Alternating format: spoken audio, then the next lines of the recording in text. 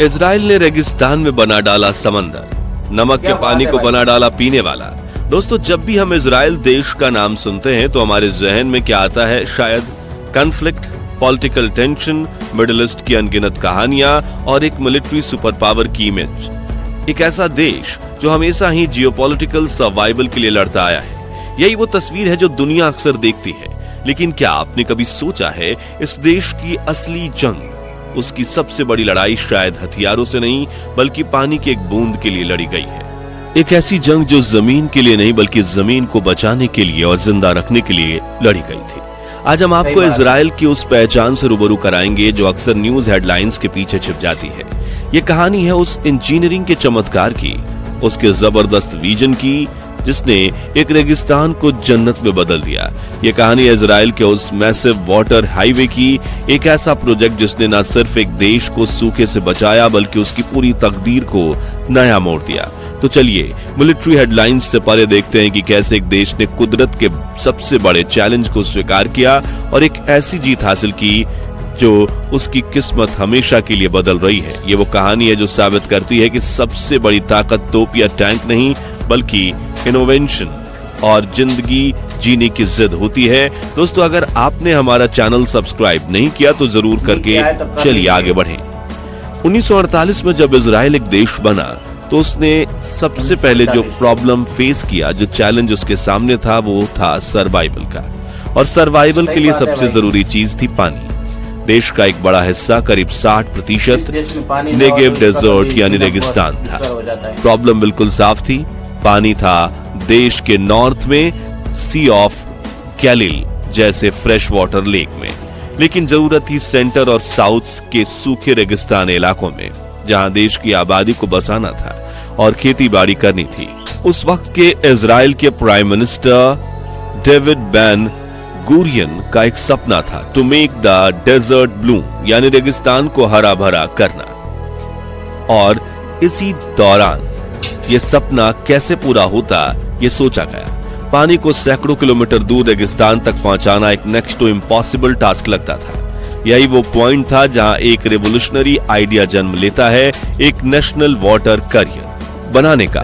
एक ऐसी पानी की नदी जो जमीन के ऊपर अंदर से होकर गुजरेगी और देश के कोने कोने तक पानी पहुंचाएगी। इस प्रोजेक्ट का स्केल इतना बड़ा था कि उस वक्त के एक्सपर्ट्स ने इसे पागलपन कहा। इसका नाम रखा गया HaMovi यानी कि द नेशनल वाटर करियर। सोच के देखिए, 130 किलोमीटर लंबी एक जाइंट प्लम्बिंग सिस्टम जिसमें विशाल पाइप्स, खुली नहरें, टनल्स और दुनिया कि कुछ सबसे पावरफुल पंपिंग स्टेशन शामिल थे।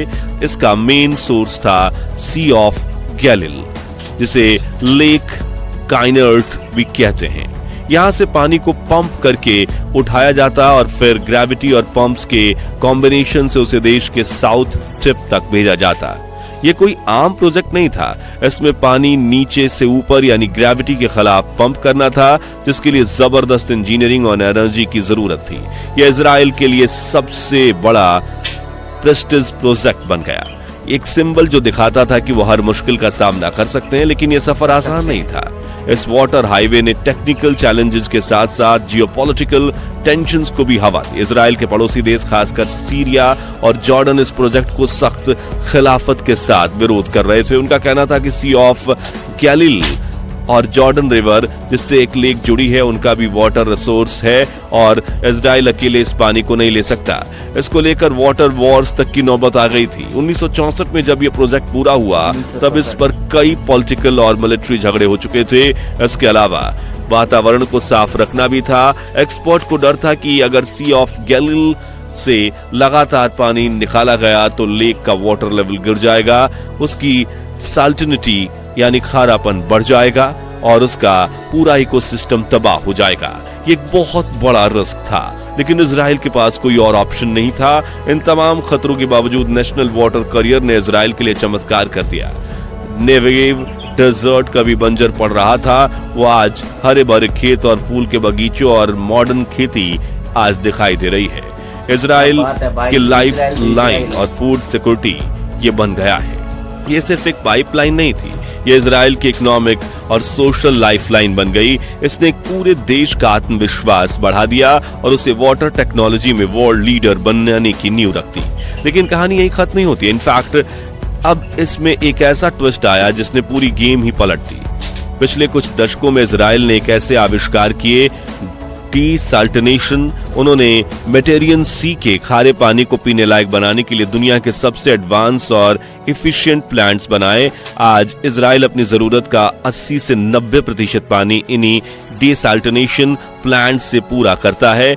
उनके पास अब पानी की कमी नहीं बल्कि वाटर सरप्लस है। और यहां आता है सबसे बड़ा गेम चेंजर। इजराइल अब अपने उसी हिस्टोरिकल नेशनल वाटर करियर को रिजर्व डायरेक्शन में इस्तेमाल कर रहा है। जरा सोचिए, जिस हाईवे को 60 साल पहले शी ऑफ गैलिल से निकालने के लिए बनाया गया था, आज उसी हाईवे का इस्तेमाल करके डीसैल्टिनेशन समुद्री पानी को वापस सी ऑफ गैलिल में डाला जा रहा है। ऐसा क्यों? क्योंकि क्लाइमेट चेंज और कम बारिश की वजह से सी ऑफ गैलिली का वाटर लेवल खतरनाक रूप से नीचे आ रहा था। उसे बचाने के लिए इजराइल अब समंदर से पानी लेकर उसे साफ करके इस हाईवे के जरिए नॉर्थ में भेज रहा है, लेक को रिफिल कर रहा है।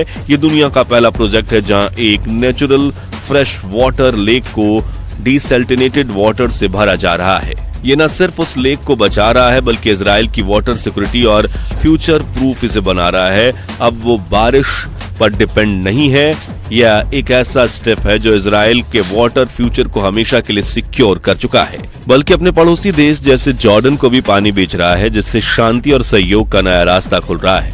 ये वाटर हाईवे कल इजराइल की लाइफलाइन था और आज उसके फ्यूचर की गारंटी बन गया है। क्या आप सोचते हैं कि इनक्रेडिबल इंजीनियरिंग और विजन के बारे में? हमें कमेंट में जरूर बताएं। अगर आपको ये वीडियो पसंद आया हो तो इसे लाइक शेयर करें और कमेंट करना ना भूलें। मिलते हैं अगली वीडियो में एक और ऐसी इंफॉर्मेटिव वीडियो के साथ। तब तक के लिए जय हिंद।